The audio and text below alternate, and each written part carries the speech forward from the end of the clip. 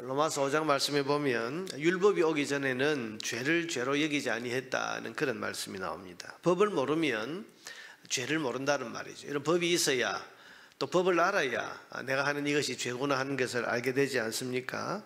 그러니 법을 모르면 자기가 죄를 지었다는 사실을 모릅니다. 그러다가 법을 보게 되고 또 법을 알게 되면 그제서야 내가 죄를 지었구나 하는 사실을 인정하고 또 자기가 죄인이라는 사실을 깨닫게 되는 겁니다. 이스라엘 백성은 짧게는 70년 또 길게는 100수십 년 동안 하나님의 율법을 모르고 살았습니다.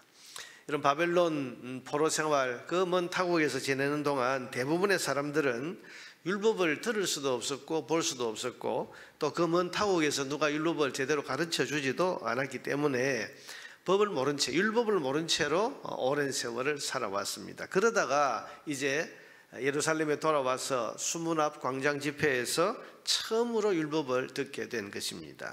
들을 뿐만 아니라 우리가 지난번에 본 것처럼 그 율법의 뜻을 학사 에스라와 또 여러 레위인들이 자세히 풀어서 가르쳤기 때문에 백성들이 이제 비로소 율법을 알게 되었습니다.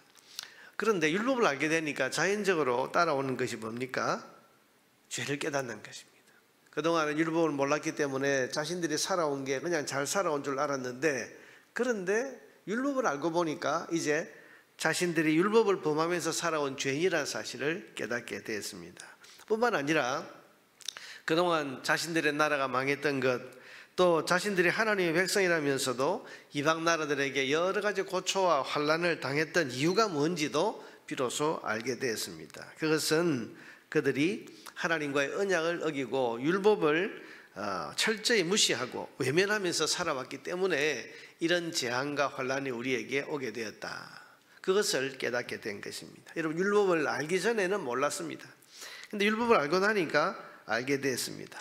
율법을 알기 전에는 하나님이 원망스럽고 하나님을 원망했고, 도대체 왜 이러시나, 우리가 하나님 백성인데 왜 이런 꼴을 당하나, 또 자신들이 하나님 백성인데도 불구하고 그런 어려움을 당하는 것에 대해서 불평하고 또한 하나님에 대해서 불신하는 그런 말까지도 내뱉고 살았었는데, 이제 율법을 알고 나니까 아는 겁니다. 우리가 죄를 지었구나, 죄 때문에 그렇구나, 우리가 율법을 벗어나서 살았고 하나님의 율법을 철저히 무시하고 살아온 것 때문에 우리가 이런 재앙을 당하고 이런 고초를 겪고 있는 거구나 하는 것을 알게 되었습니다. 여러분, 33절부터 36절에 보면 그 말을 하고 있습니다. 그러나 우리가 당한 모든 일에 주는 공의로우시니, 지금까지는 하나님이 너무하시다 생각했는데 율법을 알고 나니까 그동안 우리가 당했던 모든 이 일이 주님이 공의롭게 행하신 것이구나 하는 것을 깨닫게 됐고, 우리는 악을 행하였사오나 주께서는 진실하게 행하셨음이니이다. 우리는 악을 행했는데 하나님께서 우리에게 악을 행하신 게 아니라 우리가 악을 행했고 하나님은 철저히 우리에게 선을 행하시고 진실되게 행하셨다.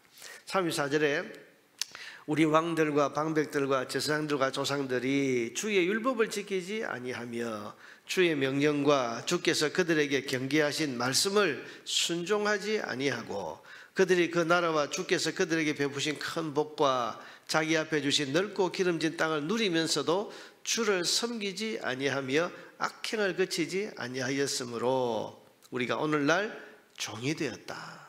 뿐만 아니라 곧 주께서 우리 조상들에게 주사 그것의 열매를 먹고 그것의 아름다운 소산을 누리게 하신 땅에서, 이 좋은 가나안 땅에서 우리가 종이 되었나이다. 깨닫게 된 거지.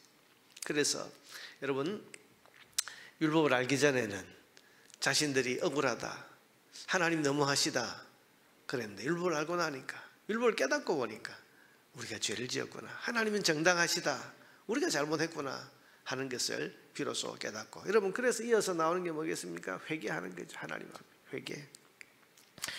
자, 사랑하는 여러분, 이와 같이 율법은, 그리고 하나님의 말씀은 우리의 눈을 뜨게 해줍니다.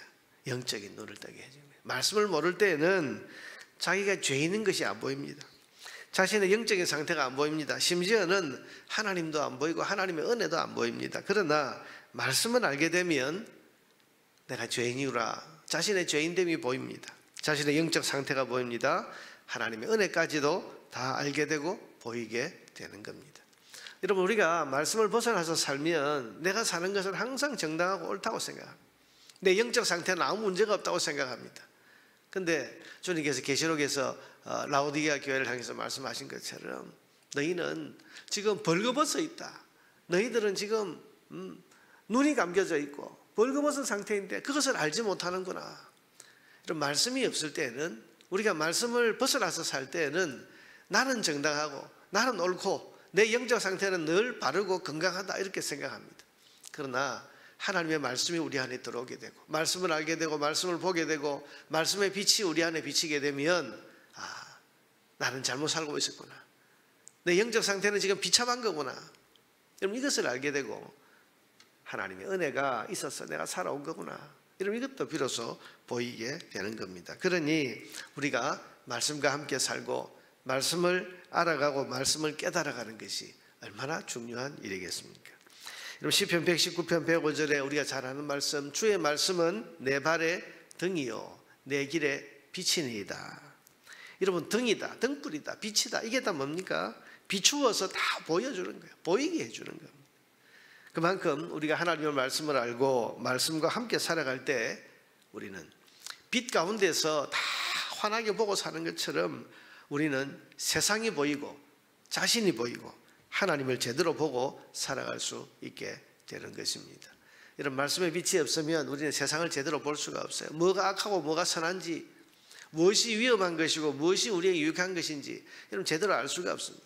근데 말씀의 빛이 없으면 내 자신의 상태도 알지 못하고, 그러니 나는 아무 해결할 것이 없고 나는 정당하다. 말씀의 빛이 없으면 하나님도 안 보이고 하나님의 은혜도 안 보이는 거지. 그러나 등불과 같은 말씀, 빛과 같은 하나님 말씀이 우리에게 있을 때, 그 말씀을 알고 말씀과 함께 살아갈 때, 그럴 때 우리는 세상도 보이고 자기 자신도 보이고 하나님도 보이고 하나님의 은혜도 보이는 그런 삶을 살아갈 수 있게 되는 것입니다. 오늘 여러분의 발 앞에는 말씀의 등불이 켜져 있습니까? 이런 말씀의 등불이 켜져 있지 않으면 항상 나는 정당하고 저 사람은 틀렸고 그런 생각이 늘 들어서 자기 자만과 교만에 사로잡혀 살아갈 수밖에 없어요.